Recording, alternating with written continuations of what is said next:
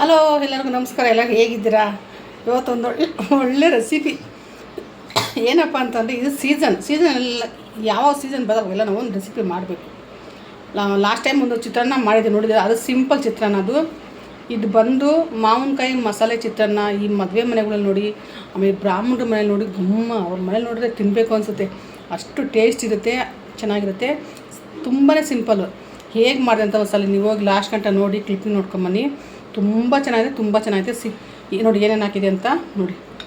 ಸ್ವಲ್ಪ ಟೇಸ್ಟ್ ನೋಡ್ತೀನಿ.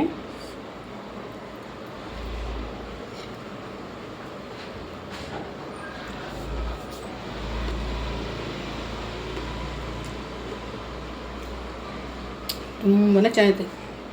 ಆ ಮಸಾಲೆಗಳು ಎಣ್ಣೆ ಹಾಕ್ತೀವಿ ನಾವು, ಡ್ರೈ ರೋಸ್ಟ್ ಮಾಡಿ ಪೌಡ್ರ್ ಮಾಡೋದು ತುಂಬ ಟೇಸ್ಟ್ ಇರುತ್ತೆ. ಇನ್ನೊಂದು ನಾವು ಈ ಗೊಜ್ಜು ನಾವು ಒಂದು 2 ವಾರ ಗಂಟೆ ಇಟ್ಕೊಬೋದು.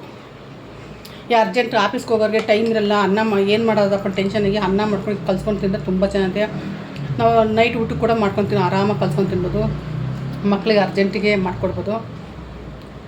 ತುಂಬ ಸಿಂಪಲ್, ಬರೀ 10 ನಿಮಿಷಕ್ಕೆ ನಮಗೆ ಈ ಮಸಾಲೆ ಚಿತ್ರಾನ್ನ ರೆಡಿ ಆಗುತ್ತೆ. ಅನ್ನ ಒಂದು ಮಾಡಿ ಇಟ್ಕೊಬಿಟ್ರೆ ಇದಂತೂ ತುಂಬಾ ಈಸಿ.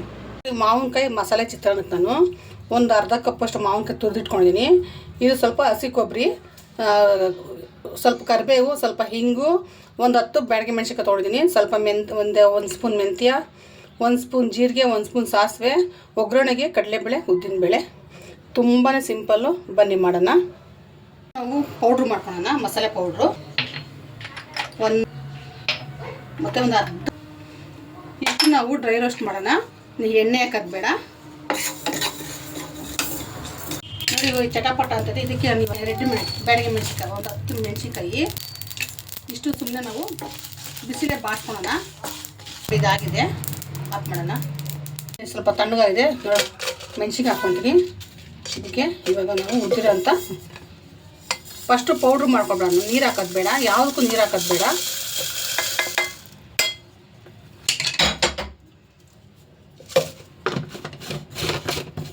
ನೋಡಿ ಇಷ್ಟು ಪೌಡ್ರ್ ಆಗಿದೆ.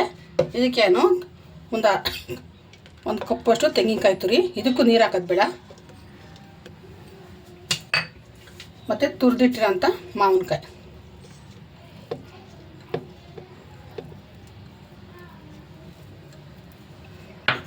ಇದನ್ನು ಮಾಡ್ಕೊಳ್ಳೋಣ.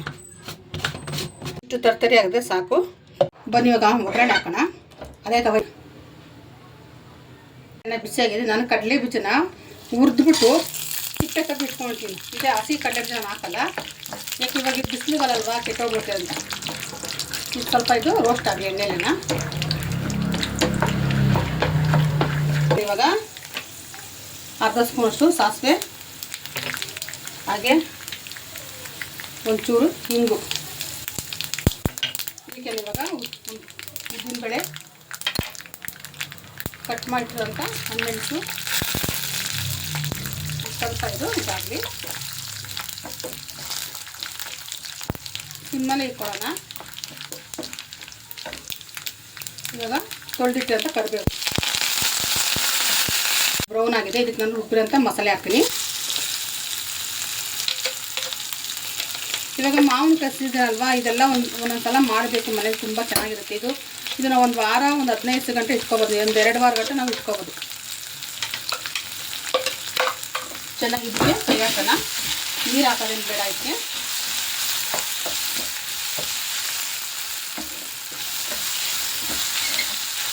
ತುಂಬ ಸಿಂಪಲ್ಲಾಗಿ ಇದು ಬೇಗನೆ ಮಾಡ್ಕೋಬೋದು.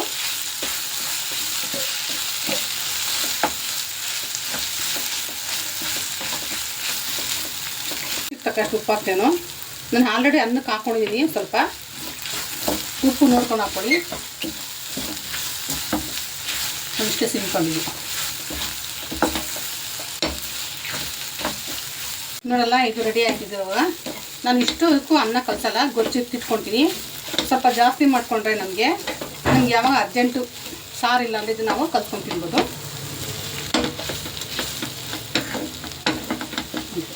ಮದುವೆ ಮನೆ ಸ್ಟೈಲ್ ಮಾಡ್ತಾರೆ, ಘಮ ಆ ಥರ ಸ್ಮೆಲ್ ಬರ್ತಾಯಿದೆ.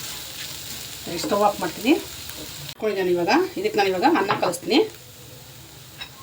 ಅನ್ನ ಸ್ವಲ್ಪ ಬಿಡಿ ಬಿಡಿಯಾಗಿದ್ದರೆ ಸಾಕು, ಜಾಸ್ತಿ ಉದುದ್ರಿಗೂ ಬೇಡ, ಮೆತ್ತಗೂ ಬೇಡ, ಮೀಡಿಯಮ್ ಇದ್ದರೆ ಸಾಕು. ನೋಡಿದ್ರಲ್ಲ ಮಾವಿನಕಾಯಿ ಮಸಾಲೆ ಚಿತ್ರಾನ್ನ ರೆಡಿ ಆಯಿತು. ಇದಕ್ಕೆ ಅಷ್ಟು ಪೌಡ್ರೆಲ್ಲ ಹಾಕೋದೇನು ಬೇಡ, ಇದು ರೆಡಿ ಆಯಿತು. ಇಂಥೊಂದು ಮಸಾಲೆ ಚಿತ್ರಾನ್ನ ಮಾಡಿದೆ ನಾನು, ಮಾವಿನಕಾಯಿ ಮಸಾಲೆ ಚಿತ್ರಾನ್ನ ತುಂಬಾ ಸಿಂಪಲ್. ನೋಡಿ ಎಷ್ಟು ಬೇಗ ಆಯ್ತು ಅಂತ ನೋಡಿದ್ರಲ್ಲ. ಚೆನ್ನಾಗಿದೆ. ನನಗೆ ಲಾಸ್ಟ್ ಗಂಟೆ ನೋಡಿ ಕಮೆಂಟ್ಸ್ ಹಾಕಿ. Okay bye.